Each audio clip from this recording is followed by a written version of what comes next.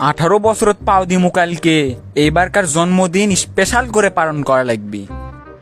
আব্বাক থেকে লাখ দুয়েক টাকা আজকেই লওয়া লাগবি। আব্বা অবশ্য কোনো সময় না করে না, যখন যেটা চাই সেটাই দেয়। আর দিবি না কৃষক, যে কামাই করে অফিসত গেলে খালি বান্ডিল আর বান্ডিল। ইনকা বাপ পায় আমার জীবন ধন্য। লাভ ইউ আব্বা, তুমি পৃথিবীর সেরা বাপ।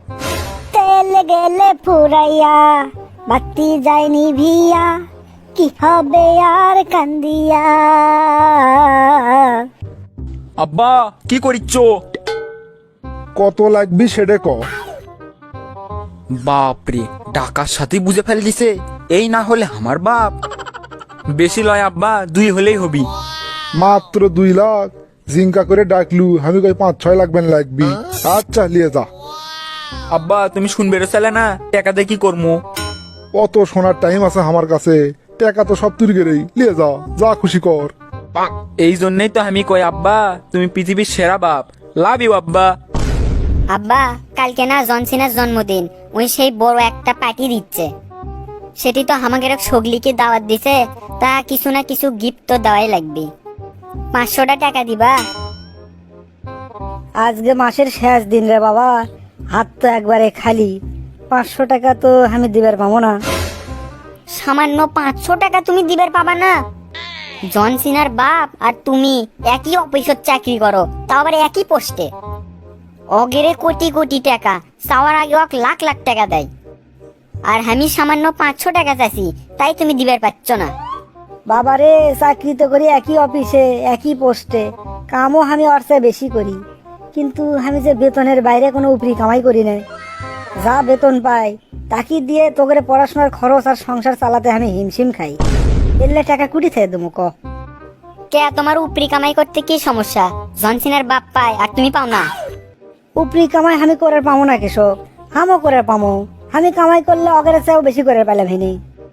তাহলে করো না কৃষক, এত গরিব হয়ে থাকতে তো ভাল লাগে না। আব্বারে, উপরি কামাই মানে কি? উপরি কামাই মানে হচ্ছে ঘুষ খাওয়া। তুই জানিস না ঘুষ খাওয়া হারাম? আর হারাম খেলে কি হবে? হারাম খেলে ইমান থাকবি। হারাম খেলে এই দুনিয়াত অঢেল টাকার মালিক হওয়ার পারমো, এটা ঠিকই আছে, কিন্তু মরার পরে কি হবি সেটা চিন্তা করিস নি কোনোদিন? এই জীবন তো মাত্র 60 বছর নয় 70 বছরের, আর মরার পর যে অনন্তকাল, সেই অনন্তকাল যদি জাহান্নামের আগুনে পোড়া লাগে তখন কি হবি সেটা চিন্তা করছো কোনোদিন? তাছাড়া যারা ইনকে হারাম টাকা ইনকাম করে তাদের সোলপল মানুষ হয় না।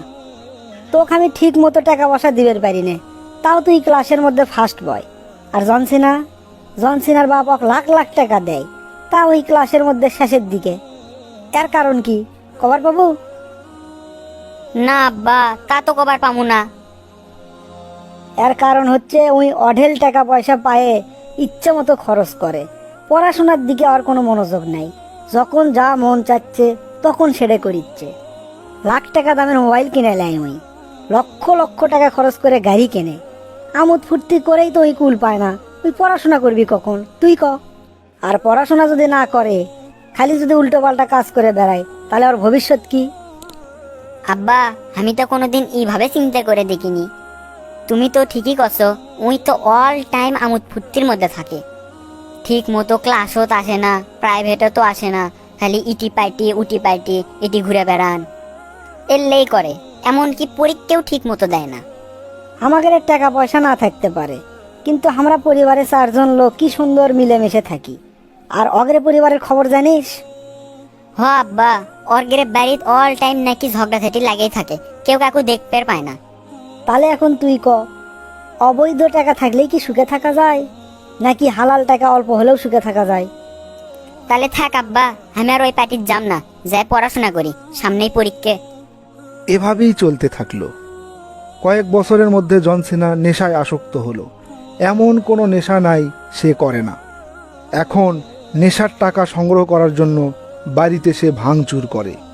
কয়েকদিন আগেই টাকা চাওয়া মাত্র না দেয়াতে জনসিনা তার বাবার মাথা ফাটিয়ে দেয়। পরিবার থেকে জনসিনাকে পুলিশে ধরিয়ে দেওয়া হয়। 7 দিন জেল খাটার পর সে আবার বের হয়ে আসে। বের হয়ে এসে সে আরও বেশি উগ্র হয়ে যায়। ওদিকে জনসিনার বাবাও দুর্নীতির মামলায় ফেঁসে যায়। 10 বছরের জেল হয়েছে তার।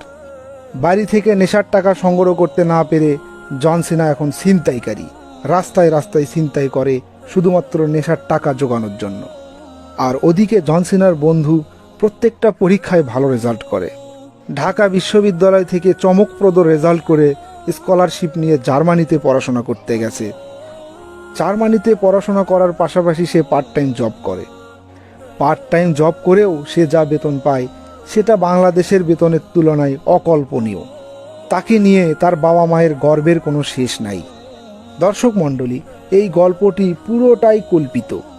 কারো সাথে কাকতালীয়ভাবে মিলে গেলে আমরা দুঃখিত। আপনাদের কাছে একটি প্রশ্ন, জন সিনার বাবার দুর্নীতির ব্যয় হিসেবে টাকাই কি জন সিনাকে খারাপ পথে নিয়ে যায়নি? যদি তাই হয় তাহলে আমরা কেন এসব অবৈধ টাকার পিছনে ছুটব, যার মধ্যে সুখ বলে কিছুই নাই? আসুন না আমরা সৎভাবে জীবনযাপন করার চেষ্টা করি। হালাল পথে উপার্জন করা 1 টাকাও হারাম পথে উপার্জন করা লাখ টাকার চেয়ে অনেক ভালো।